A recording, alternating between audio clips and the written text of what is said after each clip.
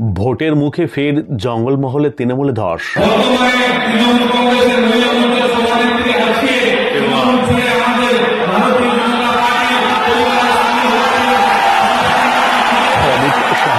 ধরে বিজেপিতে যোগদান পুরুলিয়া জেলার তৃণমূলের মহিলা মোর্চার সভানেত্রী মিনু বাউরি এবং তার অনুরাগীরা।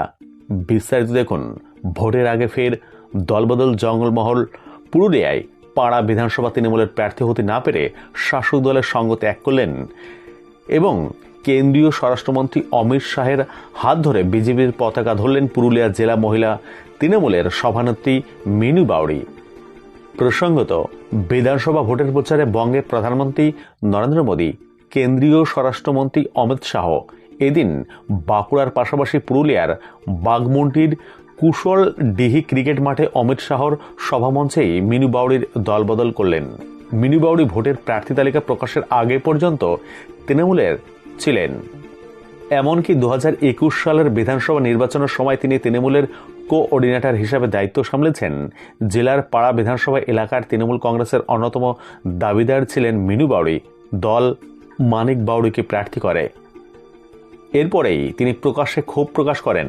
দলের প্রচারেও তাকে সেভাবে দেখা যাচ্ছিল না বলে খবর। শেষ পর্যন্ত তিনি দলবদল করলেন। ঘাসের উপর জোড়া ফুল ছেড়ে তিনি পদ্মফুল তুলে নিলেন। এদিকে এই সভা থেকে निकुंजपुर ग्राम पंचायत में 300 बीघा जमीन नदी के कटाव में बह गई। ममता दीदी के माथे पर जू नहीं रहती। टीएमसी के संरक्षण में चल रहे अवैध बालू खनन के कारण धरती की छाती छल्ली हो रही है। ममता दीदी के माथे पर जू नहीं रेखती। भाइयों बहनों, ये हीरक रानी जो है ना, हीरक रानी, जानते हो ना हीरक रानी को? अरे जोर से बोलो, जानते हो ना? कौन है हीरक रानी? जरा जोर से बोलो, कौन है हीरक रानी?